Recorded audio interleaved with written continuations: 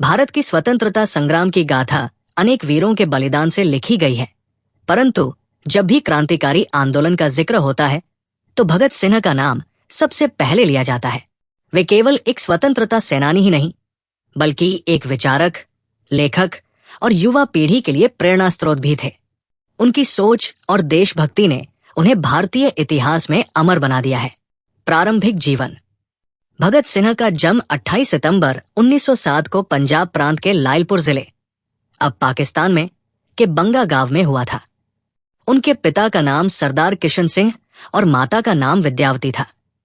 भगत सिंह का परिवार पहले से ही देशभक्ति और क्रांतिकारी गतिविधियों से जुड़ा हुआ था।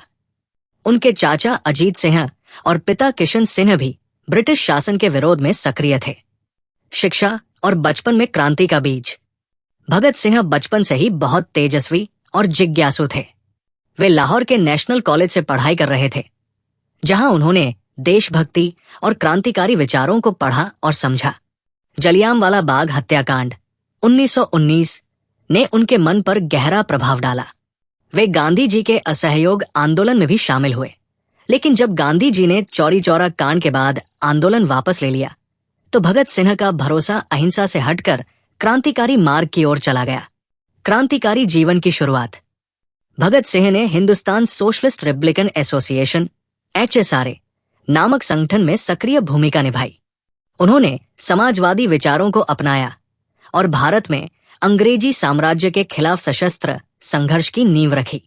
वे मानते थे कि केवल राजनीतिक स्वतंत्रता ही नहीं, बल्कि सामाजिक और आर्थिक स्वतंत्रता भी आवश्यक है।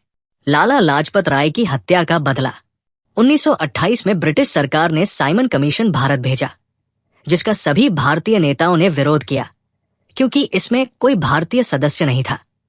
लाहौर में विरोध प्रदर्शन के दौरान पुलिस अधीक्षक जेम्स स्कॉट के आदेश पर लाठीचार्ज हुआ, जिसमें लाला लाजपत राय बुरी तरह घायल हो गए और कुछ ही समय में उनकी मृत्यु हो गई।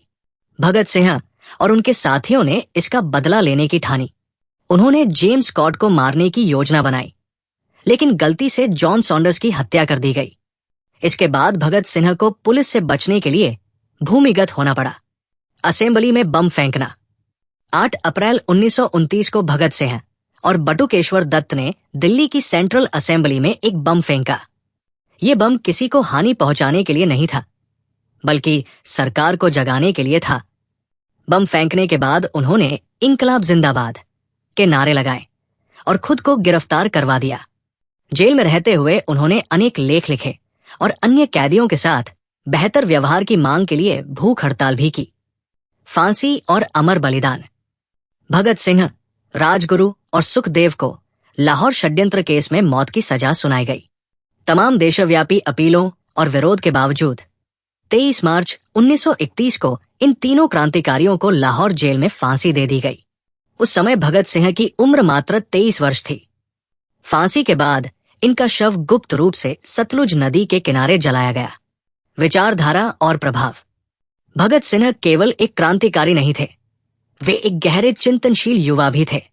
उन्होंने समाजवाद, साम्राज्यवाद, धर्म और राजनीति पर गंभीर लेख लिखे। उनका प्रसिद्ध निबंध मैं नास्तिक क्यों हूं आज भी युवाओं के बीच अत्यंत चर्चित है। वे मानते थे कि देश को केवल ब्रिटिश शासन से ही नहीं, बल्कि गरीबी, अशिक्षा और सामाजिक अन्याय से भी मुक्ति मिलनी चाहिए। निष्कर्ष।